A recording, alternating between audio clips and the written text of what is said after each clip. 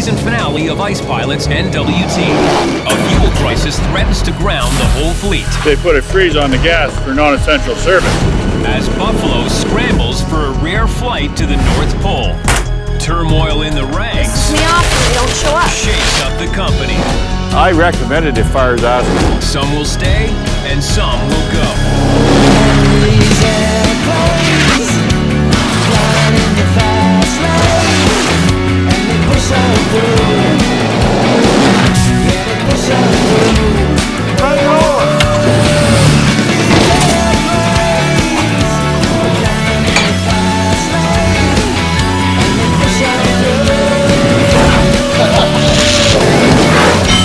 Hang on to your hats, boy. Summer in Yellowknife, Northwest Territories, land of the midnight sun. The Buffalo take full advantage of the extra light.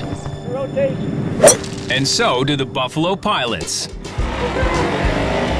Though playing golf in the north does require some adjustment.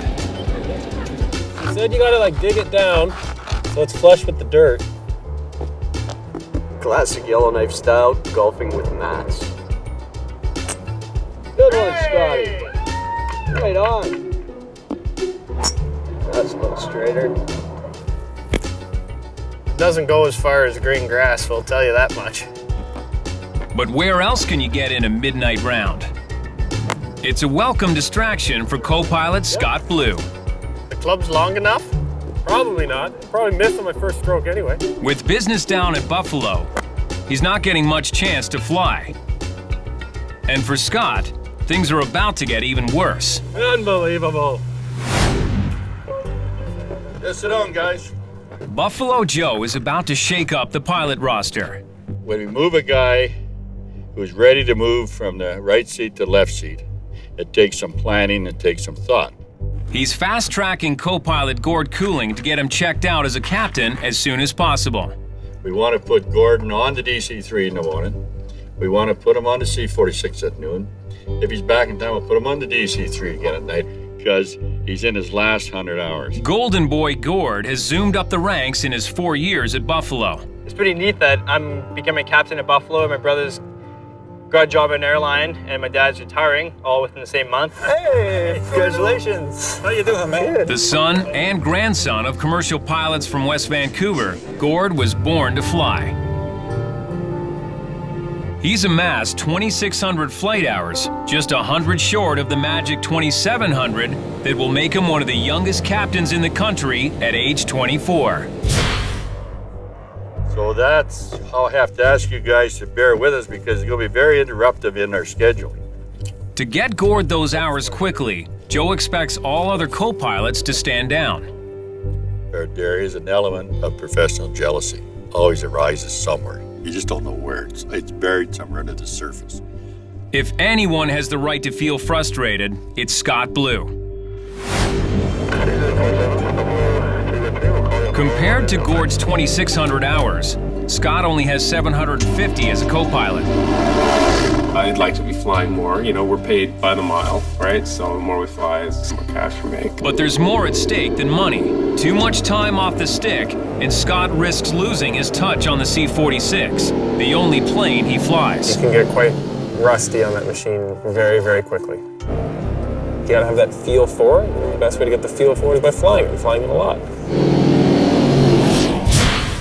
But with Gord co-piloting all scheduled C-46 flights, Scott is grounded. Little to nothing I can do about it apart from being negative and bitch, but who wants to hear that? Nobody, so what's it gonna do? Scott sucks it up. Hopefully we've passed on enough to you, which I know we have. There's just a few more things we want to show you, and then you'll do your line dock and you'll be on your way. So all the best.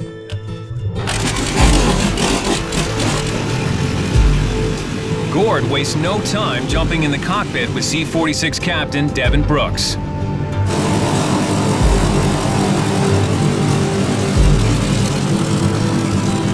As for Scott, it's back to rampy grunt work. This afternoon it's a little slow, and I'm on Operation Park My Ass for the next few weeks so Gordo can get his hours up and go captain. So I get to watch the plane today. Scored 5, I clean. Yay. After working up the Buffalo ranks for almost 2 years, Scott's back to square one. At the end of the day, I'm just a, pawn in the grand game that is Buffalo. And it's starting to get to him. On the ramp, tempers rise. Spraying it all down, you're making a little monkey do the work, aren't You you? want to know something, asshole?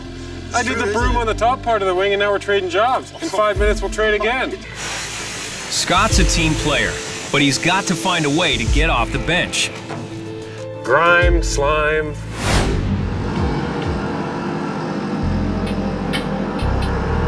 Hey, I just got a call from Shell saying that there's no avgas anywhere. In the Buffalo office, General Manager Mikey McBryans is reeling from his own piece of unwelcome news. And it could spark a crisis. Some sort of weird shortage going on right now, and they're only got enough fuel for the firefighting aircraft. In an era when big airplanes burn kerosene-based jet fuel, Buffalo's piston-pounding fleet still burns leaded aviation gasoline, or avgas. But a shrinking demand for avgas and environmental concerns about leaded fuel have reduced its production worldwide. So this is it, eh? Holy smokes. Mikey is shocked to learn that there will be no avgas available for the next 3 weeks. Like as of today, right now, we're done? As of right now, they're freezing everything for firefighting only.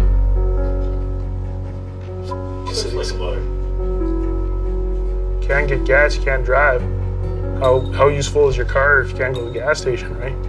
So it just looks pretty. And we're not a museum, right? We fly airplanes. Word of the freeze on avgas sales has yet to reach the local distributor in Yellowknife. We're freaking dumping all our fuel trucks right now and filling them all up before they find out here. So Mikey moves Who's fast. left on the ground? Gene? Get him on charge of filling that yellow. Grabbing every available hand, they must empty all of Buffalo's fuel trucks, some bucket by bucket, then refill the trucks to capacity at the depot before the local tap gets turned off. 3 fuel trucks, how long do you think that would last us? Last us a week. Yeah, so I said till about Thursday, Friday. Yep. The pressure is on Mikey and his brother Rod, the company's director of maintenance. We could empty Yellowknife easy. We could hold the whole of Yellowknife right here in the yard. That's what we're gonna try to do if they let us. Take it all. We're gonna fill the green one at 4:30 before they realize they're not allowed to sell it to us. So we gotta get. Now? Yeah, I know. We're a little late. Mikey's booked a 4:30 appointment at the local fuel depot. Before then, every drum, every tank, every fuel hold and every plane has to be topped up to get the trucks emptied. It's a mammoth job. Yeah, it's full. They can't afford to miss this appointment. It's after 4:30 when the trucks finally head out, with Mikey hoping there will still be avgas for them. If not, Buffalo's fleet could be grounded within days.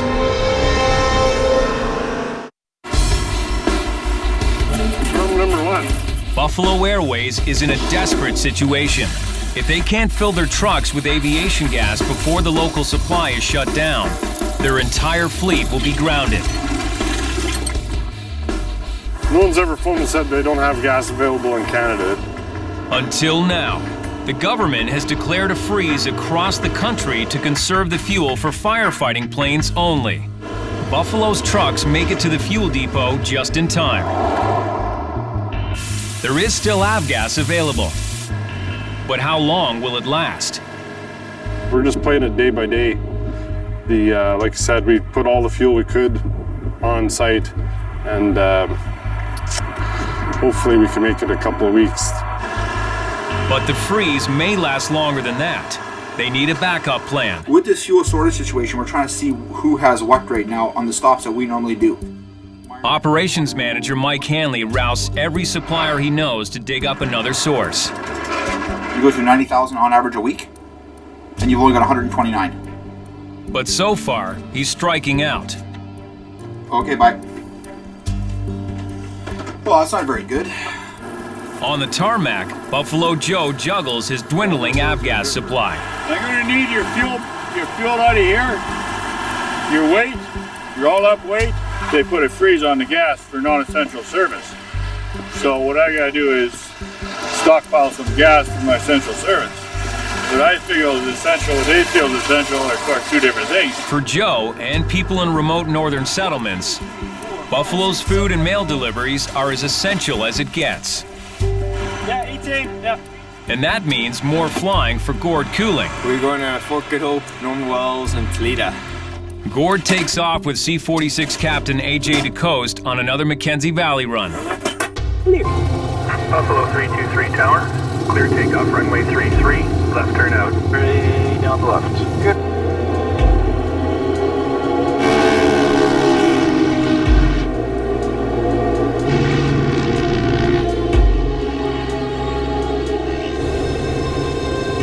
To get precious food, supplies, and mail to the 4 remote communities on their route. They'll burn thousands of liters of avgas on this run alone. It's a 1,600-kilometer trip from Yellowknife up the Mackenzie Valley and back. How's it going today? Good. It's Mike Hanley from Buffalo Airways calling. I'm looking for Alex. So Mike Hanley keeps working the phone. Avgas always goes up in price. Okay, so He calls the airport in the village of Norman Wells.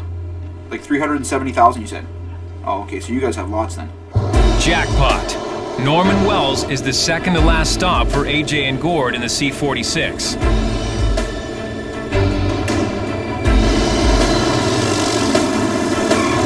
Mike has secured a deal to fuel up all Valley flights here. Gord makes sure to fill the C-46's wing tanks to capacity. With a supply of avgas here and more stockpiled in the Yellowknife yard, Buffalo should make it through. This time. But as this specialty fuel gets more scarce, the days of these piston-banging warbirds could well be numbered. High D. There'll be no bitching about the quality. Meanwhile, on Great Slave Lake, cargo manager Kelly Jurasovic is taking a rare day off to work out a problem of her own. What's gonna happen if I catch a fish? I'll bonk it on the head. Why don't you bonk Joe on the head, and then you can leave. Kelly's husband Juan, a flight engineer at Buffalo, recently butted heads with the boss. You guys just f***ing around. I'm not f***ing anybody around, Joe, okay? I don't take this spinning apart. I ask you, you say talk to Luby or Chuck. I don't like being yelled at. 50 years old, and I'm not in front of his kids. He had an issue with me and I had an issue with him, and he elected to quit. Yeah, I quit. But he just had enough, so it was quite a shock to me that he actually did quit. Now, Juan has landed a job with one of Buffalo's competitors. I'm not abandoning you, Kelly. I'm getting another f***ing job. That's not the point. We had a pact that you and me were going to stay at Buffalo, finish our year out, and then we're going to leave and have our farm in Alberta and live happily ever after. But that's all changed. If Juan's going to stay in Yellowknife, Kelly's dream of the farm is on hold. She must decide whether to follow Juan and leave Buffalo or stay put. There's no law that says you can't quit if things get shitty. So just continue. You just sleep at night, and I don't. And if Kelly chooses to stay put... You know what's going to be hard for me? Staying there without you. At Buffalo? Yeah. It's down the road, like, you can have throw no a rock. idea. You can throw a rock to the first you air were my hangar. backbone there. Kelly has a tough decision to make. In the eyes of her co-workers, she's irreplaceable. If she wasn't here, then nothing can be done as well as it is right now and as organized as it is now. She can't allow herself to let go and let anybody else deal with anything, you know? She's just that way, I guess. The next morning, all clean-shaven, Juan shows up for his new job at First Air. Just up the road, it's back to work for Kelly, too. On the clock now, boys. After her day off, she's had time to think about her options. Just gotta get over it and think positive about other things. I'm not stuck here, but I will stay here. Jack's is going to be 452, yours is 400, and that's 380, okay? And that should be it. Kelly's resolved to tough it out. For now. Yeah. It is a busy day. So we should get 380 next. Coming up, Pisses me off when they don't show up. a short-handed Kelly blows her cool when rampy Jeremy Dow misses his shift. I recommend it if fires ass on the road and put him on a Greyhound bus out of here. Rampy Jeremy Dow has been fighting to get off the Buffalo ramp and into the cockpit for 8 long months. Too tired to be frustrated. But now, yet another detour. He's been assigned to help Kelly in cargo. Good morning. Thanks, Jeremy. Yeah, no problem. Donnie. He's trying not to let it bring him down. It's not a big deal to me. I mean, I knew I was going to come here to work hard. I didn't particularly care what the work was as long as it led to flying, and just got to get her done, man. Jeremy's settled into his new digs in Yellowknife, where tonight he's hosting a bit of a party. Hey, everybody. We haven't decided whether it's a hoopla or a hootenanny yet, but it's certainly going to be one of the two. Jeremy made the move from Hay River less than a month ago. And it was only days after he got to Yellowknife that good things began to happen. Like flying as Buffalo Joe's co-pilot for the very first time. I want to make sure your heels on the floor so you don't touch your brakes. You want to go, not stop. A nerve-wracking test of Jeremy's ability. Yeah, just hold it right there. See that? Is that nice? It was a good trip. Nice trip. Well done. After that successful training flight, Jeremy is poised to be the next DC-3 co-pilot. There's talk of me flying within the next week even, so that's a good sign. But his luck may be running out. Morning, howdy. 5 o'clock the next morning. It's time for one of the biggest jobs of the week at Buffalo Airways. It's gonna be a good day. Morning. The Sunday morning food mail shift, when Kelly Jurasovic and her cargo staff receive and sort the week's massive grocery shipments. Sometimes we'll get like 70,000 pounds we have to do, and if you don't have enough people, you can't get it done. I mean, I'd be here all day. And today, one member of her crew is missing. Well, I got here and there was no Jeremy. Jeremy arranged for his roommate Andrew, who was scheduled to work anyway, to cover for him. But he neglected to let Kelly know he was taking the morning off. It just screws the whole day up. They can have any f***ing other day off but a Sunday. And it pisses me off when they don't show up. I don't think there would have been a problem if Jeremy would have just called in, but I didn't know. Now, Kelly has more cargo than she expected, and she could use Jeremy's help with the heavy lifting. So she tries to reach him.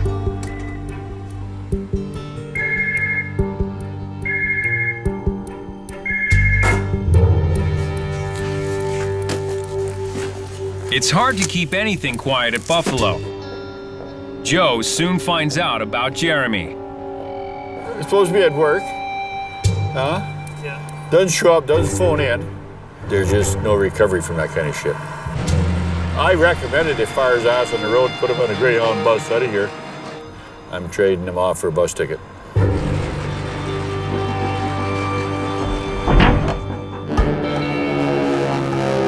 While things are looking grim for Jeremy, there could be good news for Scott Blue. The government needs a fuel haul at the edge of the North Pole.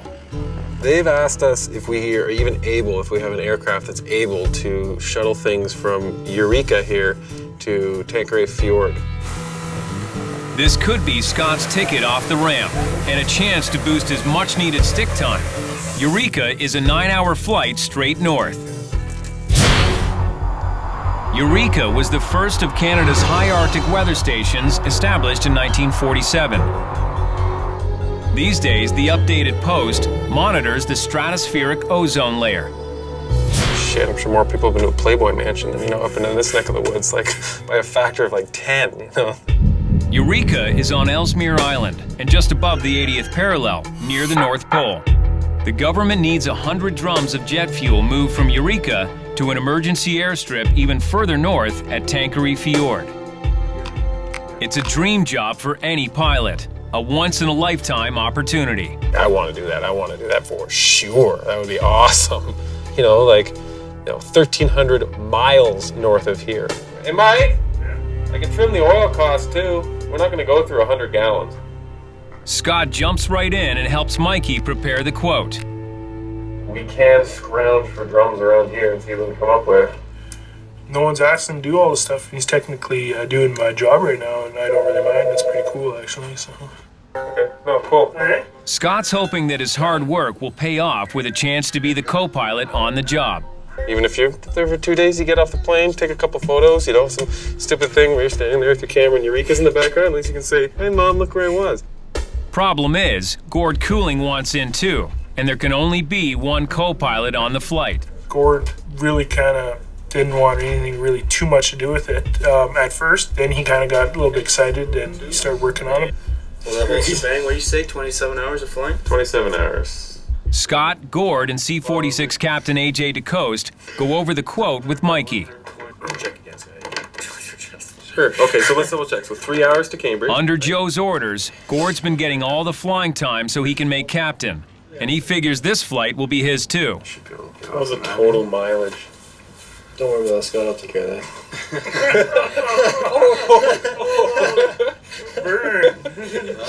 We haven't done the battle to see who would go.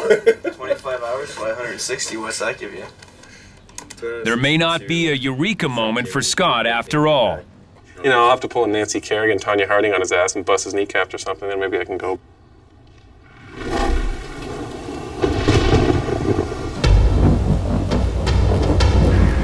The next day, Jeremy Dow returns to work to face the music. Oh, I feel pretty crappy about myself. He missed a shift in the cargo terminal but thought he had it covered. Big mistake. I wasn't worried about there being anything wrong until Andrew came home and said, hey man, there wasn't enough people there, so we had to call in some rampies to help, and then I knew that things weren't going to go too well. I went in to work like I had planned. Joe was there, and he confronted me about it. Well, if you're 21 years old and you can't get your ass out of bed to go to work because you've been to the bar the night before, what slide are you on? Said he wanted to fire me right there, that he had no room in his organization for partiers and alcoholics, neither of which I am anywhere near. Jeremy came to me and was just like so upset. I couldn't believe how upset that kid was. I actually felt bad for Jeremy, very bad for him, because, you know, the kid tries hard and all he wants to do is fly. Jeremy got a letter saying, hey, this is it. If you mess up one more time, you're done. After 8 months paying his dues at Buffalo, longer than any other rampy, Jeremy is put on probation. In one short day, he's fallen from first in line for promotion to co-pilot to back of the pack. I gotta show them that I'm still a hard worker, still worthy of recognition for flying and whatnot. It's up to him either to fit in or get on the Greyhound. But even Jeremy's rampy rivals think he deserves a break. You just work as hard as you can, accomplish every job you're given with enthusiasm, and Joe notices that. What's gonna happen, I don't know. We all wish that someone's gonna be checked out on the DC-3 pretty soon. It would be nice if it's him just because he deserves it. That's the way I think. Jeremy's only hope is for Joe to forgive him. Joe is the king of giving another chance to people because, you know, he has more belief in people than I think people understand.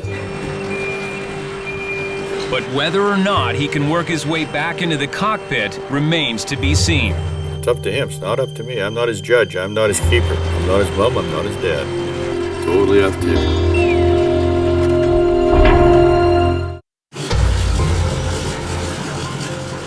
Buffalo Airways has been flying vintage prop liners for nearly 40 years.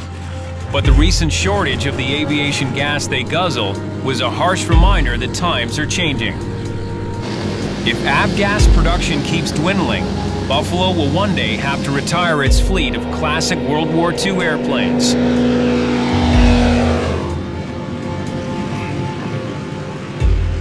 The fact that I might be the last person to operate it is a very surreal thing. It's something you don't really think about. It's kind of asking, oh, what are you going to do when your parents die? That's a question Robert Ott has asked himself recently. He's come to Yellowknife from his home in Calgary on a very personal mission. I'd like to spread my father's ashes from a plane, from a DC-3. Frank Ott died at the age of 74 after a career in the Royal Canadian Air Force. He was a RCAF guy for 32 years, and I made a promise to him to do this. He enlisted in January of '43, so I think his big connection with the DC-3 is he followed that plane, or the plane followed him throughout his whole career with the Air Force. I'm sure to fly a DC-3 was one of the most exciting things he did. That smell of a hangar, you know, takes me back to being a kid. Some of the air bases. It's something you never forget, that smell. I haven't seen a DC-3 this close in 30 years, something like that. Yeah, long time. Now, he needs Buffalo to help him honor his father's last wish.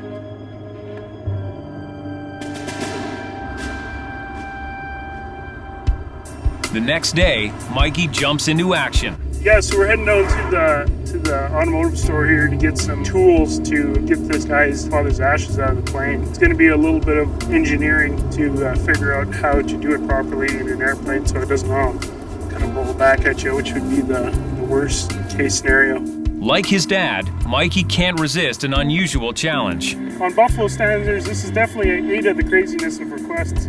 It kind of surprised me at first.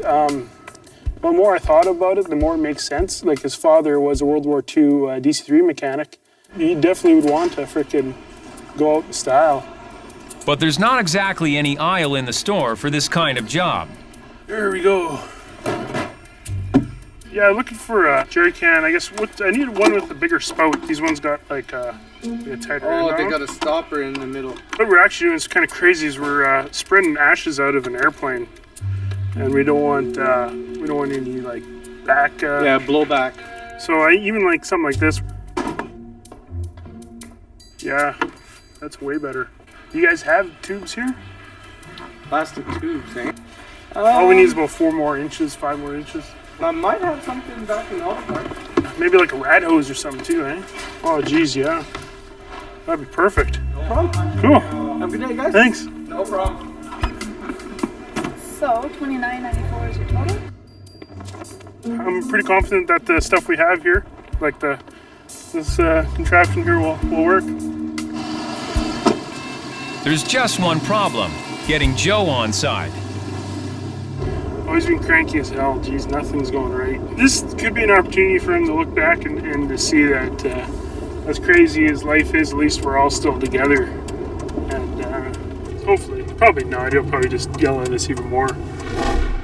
Things have been a little strained at Buffalo. These days, co-pilot Gord Cooling has been flying almost non-stop in a final push to get the flight hours he needs to make captain. 10 hours, but Arnie's not even here, so I'm sure I'll get them over the course of Arnie coming back. Gord knows the 18-hour return trip to Eureka on the brink of the North Pole will clinch the time he needs. But Scott Blue is hungry for hours too. And only one of them will get to go if Buffalo lands this new government contract. In the hangar, Mikey gets word. Thank you for your bid on the D&D requirement to move drum fuel from Eureka to Tankery Fjord. Mondale Aviation was the successive bidder of this program. However, your bid was too high and we had to contact another operator. Once again, blah, blah, blah. The Eureka bid is a bust. And we got outbid by everybody. Like, everybody's got cheaper numbers than us right now. And Joe is not happy. He's so stressed out right now that any bad news to him is just like throwing more gas on the fire. Doesn't make the fire that much bigger, just a little bit more ferocious for a short little while, and it goes back to just being a fire. Buffalo's quote was driven up by the need to bring along their own avgas for the return trip. C-46 was suited for the job probably 50 years ago when there was lots of fuel around. Now there's only fuel for turbine engines or jet engines, so it's out of its league. The airline that got the contract flies jet-fueled planes that can fill up in Eureka. This failed bid is another sign that Buffalo's reliance on avgas could lead to their downfall. It's a big blow. It was emotionally hard because there's a lot of jobs on the line, there's a lot of people on the line, and would like to be the hero for a little while. Oh, Mikey's just like, yeah, we didn't get the Eureka trip. I'm like, oh, really, man? Scott's missed out on the flight of a lifetime. Some other pilot gets to have all the fun of going up to Eureka. Maybe some other day we will, but.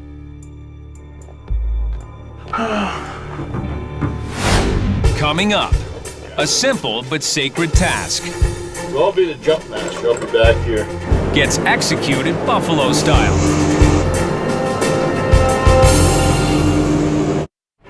After a week of aviation gas shortages and failed bids, Buffalo Airways has received one of the company's most unusual requests. Robert Ott has come to Buffalo to scatter his late father's ashes from a DC-3. His father was a World War II DC-3 mechanic. He definitely would want to frickin' go out in style. Mikey's persuaded Joe to donate his time, but Joe's patience is wearing thin. So I'm going to go do this thing now at the airplane and get back to work. Let's get him in the airplane, get her done. I've got to get back to work. I can't spend more time out of it. Can you get him and get him in the airplane so I can get going? He was so frickin' cranky. If I had to spread his ashes this morning, I probably would have just frickin' kicked him in the boneyard somewhere because he wasn't in the best mood this morning. Hi, how you doing? Good, good. Hey, guys. I'm Joe McBryans. Hey, Joe. Yeah, really great to meet you. Yeah, I just talked to Mikey. Joe leaves Mikey to brief Robert Ott. As the son of a former Canadian Air Force mechanic, Robert might expect military protocol and precision. What I came up with was the watering can with the extension. But this is Buffalo. We're going to try to do it out the back door. Okay. Which will be the most efficient. Brought a funnel. Depending on how it goes, we might use the funnel as like the windbreak, and then this goes right into the funnel. So we're putting ashes into here? Yep. And you think they're going to get kind of drawn out? Hopefully, that's the whole thing. And then if this doesn't work, we can always have just this as a straight shot. Okay. So I guess we just got to transfer it. Okay. With some trepidation, Robert removes his father's ashes from the box.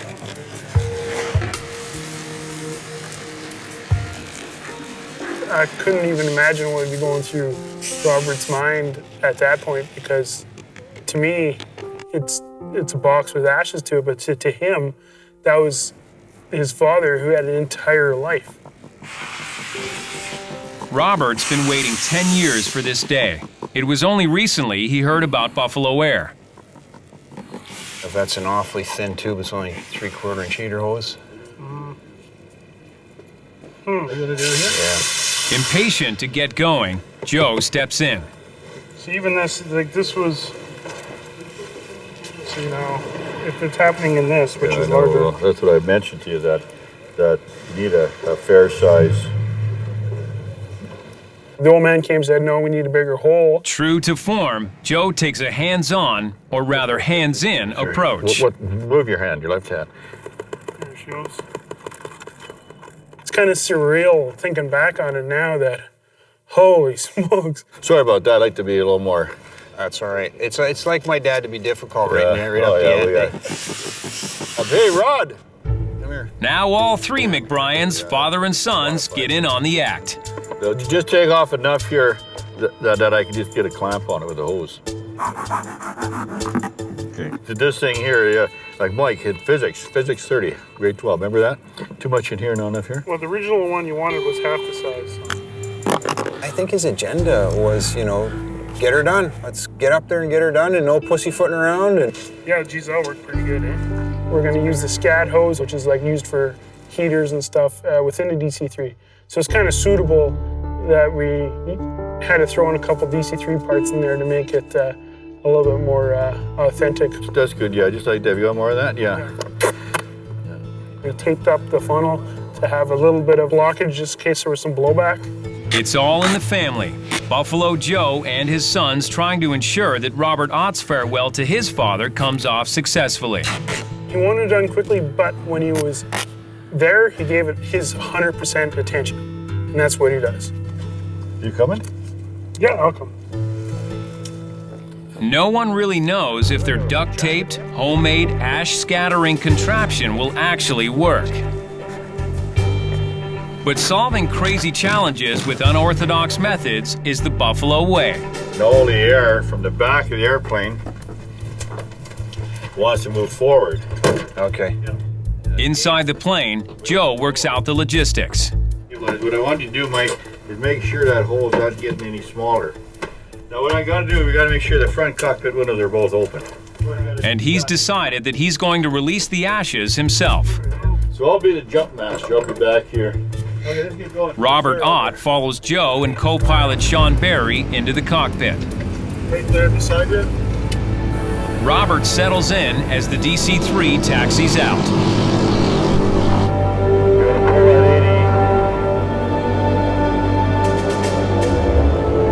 The service is about to begin. Hold that altitude. I'll just bring right back into cruise. Okay. Yes, 812, we have some traffic. We'll keep it on, so we're fine. Once they're up in the air, Sean flies the plane while Joe and Robert join Mikey in the cabin. I hope it works. We all set, Joe? Sorry, I'll just do this here. No ceremony, no solemn prayer, no amazing grace. Just good old Buffalo get her done as Joe begins to disperse the ashes of late Royal Canadian Air Force mechanic Frank Ott. Inside the DC-3, you got all these invisible air currents. You can't really tell what's sucking, what's blowing, what's going on. So we try to eliminate that and try to make the vessel as closed as possible. I know now it's just inevitable. There's no way you can get by without any new blowback. Yeah, at one point I looked up and I could almost feel him because I could see a little bit of his remains floating in the back of the plane there by the door. And that was okay, it was all right. I'm not going to comment on the fact that if we inhaled the human remains or not. None of that matters to Joe. Yeah, he gets in that mode that there's a customer and the customer needs to get the job done. Yeah, my responsibility is, I guess, the captain of the airplane to see that whoever goes overboard in proper fashion. Yeah, from one DC-3 person to the next, he took it upon himself to get the job done. If that's what Robert's father wanted, that's what Robert's father got. He got the full 9 yards, he got the meal deal, he got the president of the company out there hand bombing him right out the door.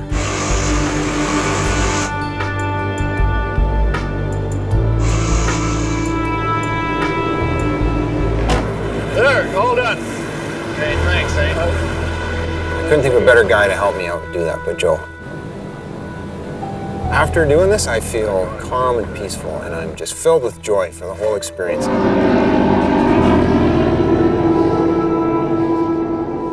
And performing this good deed seems to have turned Buffalo's luck.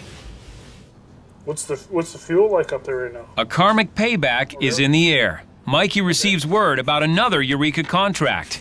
What happened was something got damaged up there, and they had to bring up an emergency supply kit. And since we're ready to go, we were the first call up. Yeah, for sure. Oh yeah, we got crews. Yeah. So even though we were planning, got shut down, the planning paid off. Yeah, you'll get an email here any second. Thanks. Bye.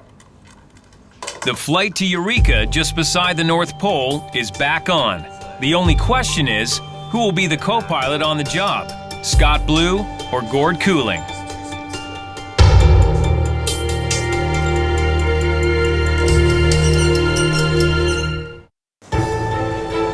It's a trip of a lifetime, an urgent mission to the top of the world.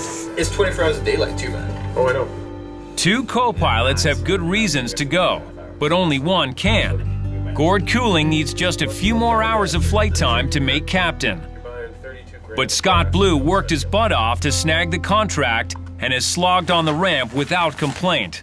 Only one can make the journey. Mikey McBryan makes his decision. Scott deserved to be the first officer on that one because he worked the hardest. Finally, Scott will get some stick time. He'll be back in the co-pilot seat on the C-46 flying due north to Eureka, the second northernmost research station in the world. 9-10 hours from now, we're going to be in Eureka. Cool. Scotty was very, very excited, and yeah, he should be. We'll go to Resolute and off to Eureka. Scott is making this once-in-a-lifetime journey alongside Buffalo's chief pilot, Arnie Schrader, and engineer, Adam Smith.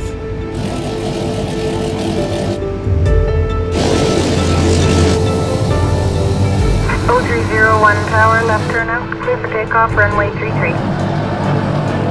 No, it's Buffalo 301, departing Alpha. We're rolling.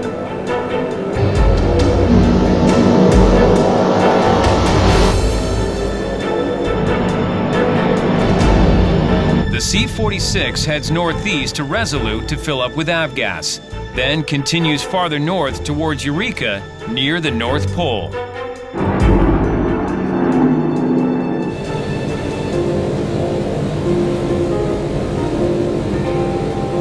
En route, Adam Smith catches up on some shut-eye. But Scott wouldn't miss a second of this trip for anything. Like, oh my God, we are so far north right now. You know, like our GPS went blank after the 75th, you know, parallel. Like, we're up at the 80th, you know. We're directly in line with magnetic north. So if you had a compass, it would actually be pointing due west, you know, as opposed to north, right? So they're useless. Throw them out the window. Keeping your power up there, so you're not going to take us long to slow down here. No, but that would. Get it over left a little bit more, it's to the left. Roger that.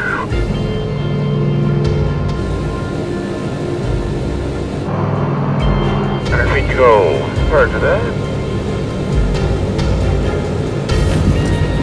Touching down on Eureka's dirt landing strip, it's still light out, although it's almost midnight.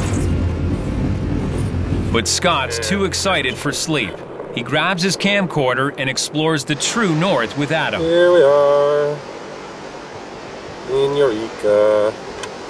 Adam's walking around, picking his nose. XOA. Oh, Geo. Look at this. There's the old station across the way. With the new one. Real nice. Yeah, it's cool. It's probably about 3 degrees. Man, we're at the top of the world. And I also mentioned that it's midnight right now.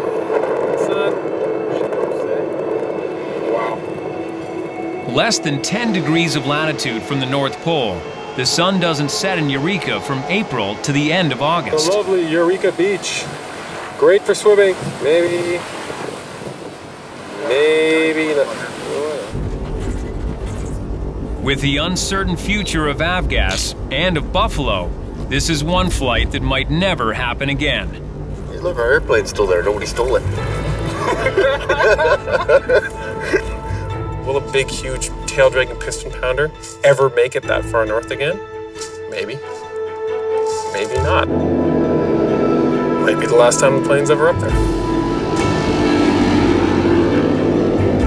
Scott could be right, yet Buffalo's crews have somehow managed to keep flying these vintage warbirds to the ends of the earth for 40 years, defying all odds and all predictions.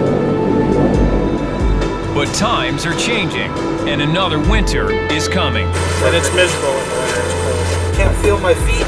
When the battle to fly the frozen north will take off all over again.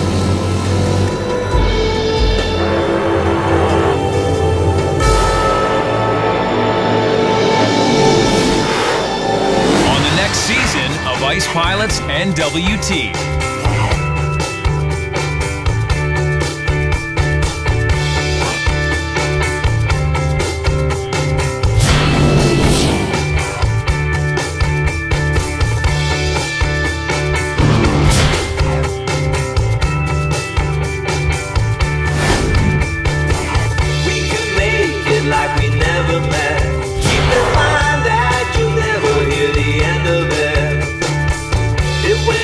So